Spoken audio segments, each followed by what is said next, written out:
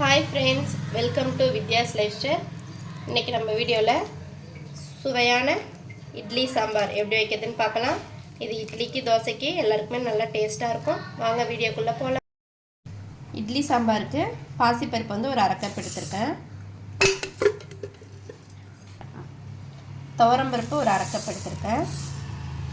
இது ரெண்டுத்தையும் கழுவி எடுத்துகிட்டு வந்துடலாம். பருப்பை வந்து கழுவிட்டு எடுத்துகிட்டு இருந்தாச்சு. இட்லி சாம்பாருக்கு வந்து பூண்டு,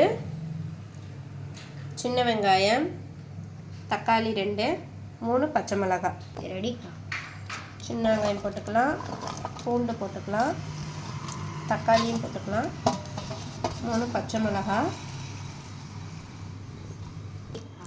கத்திரிக்காய் வந்து கட் பண்ணி தண்ணியில் போட்டு வச்சுருக்கேன். இதையும் பருப்போடு சேர்த்துக்கலாம். இட்லிக்கு தோசைக்கு சூப்பராக இருக்கும்.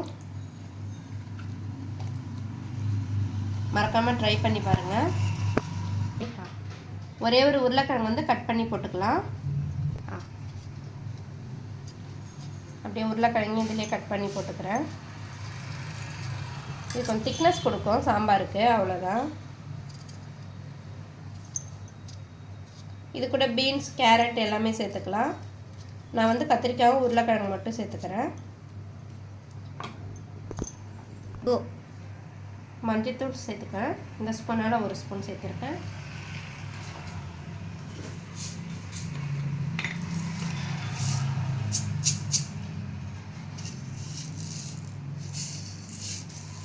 கொஞ்சமாக வெந்தயம் கொஞ்சமாக சேர்த்துக்கோங்க.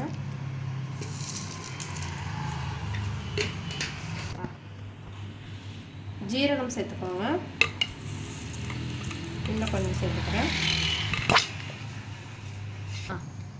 கட்டி பெருங்காயம் இது கூட 1 சேர்த்துக்கலாம். இது கூடவே கல்லுப்பு சாம்பாருக்கு எவ்வளோ தேவையோ அதுக்கு சேர்த்துக்கோங்க.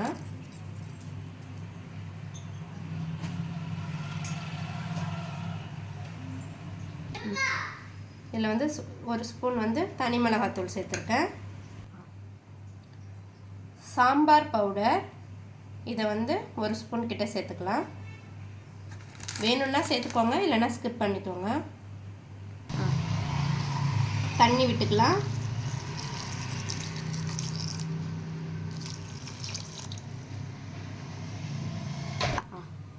இப்போ மூடி போட்டு மூடி ஒரு 5 விசில் வரைக்கும் வச்சுக்கலாம்.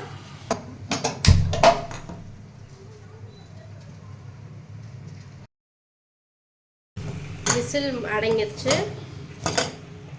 நல்லா வெந்துருச்சு. இதை வந்து மத்து வச்சு கடைஞ்சிக்கலாம்.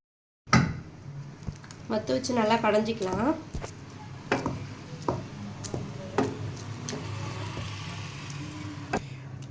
இந்த சாம்பார் தூள்லாம் போட்டோம் இல்லையா, செம்ம வாசனையாக இருக்குது. இந்த சாம்பார் வந்து நல்லா மத்து வச்சு கடைஞ்சாச்சு. இல்லை கொஞ்சமாக தண்ணி விட்டுக்கலாம். எவ்வளோ சாம்பார் வேணுமோ அந்த அளவுக்கு விட்டுக்கோங்க. இதை நம்ம வந்து திருப்பி கொதிக்க வைக்க போகிறோம்.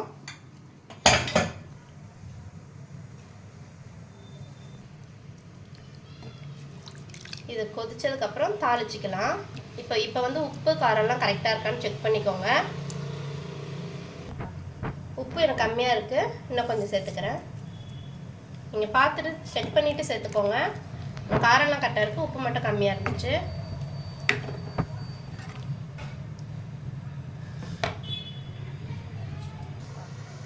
இது கொஞ்ச நேரம் மூடி போட்டு வைக்கலாம்.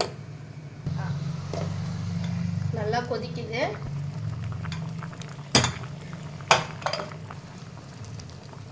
நல்லா கிண்டி விட்டுக்கோங்க.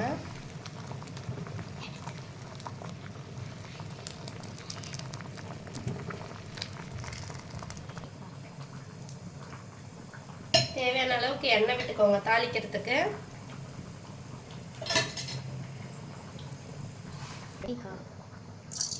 கடுகு போட்டுக்கலாம்.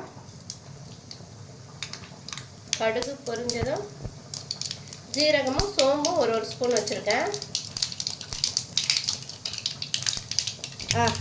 ஜீரகமும் சோம்பும்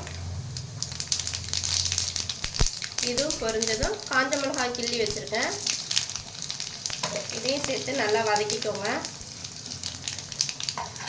இது கூடவே கருவேப்பிலையும் சேர்த்துக்கோங்க.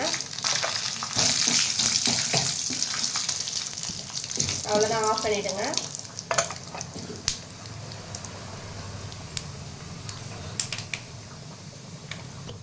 கொஞ்சமாக பெருங்காயத்தூள், ஏற்கனவே கட்டி பெருங்காயம் போட்டிருக்கோம். இந்த தாளிப்பில் போட்டிங்கன்னா இன்னும் டேஸ்ட்டாக இருக்கும். இதை வந்து போட்டுக்கலாம். சாம்பாரில் போட்டாச்சு.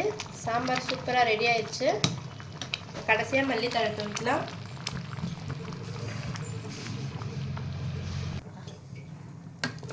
இப்போ வந்து மல்லித்தழை சேர்த்துக்கலாம்.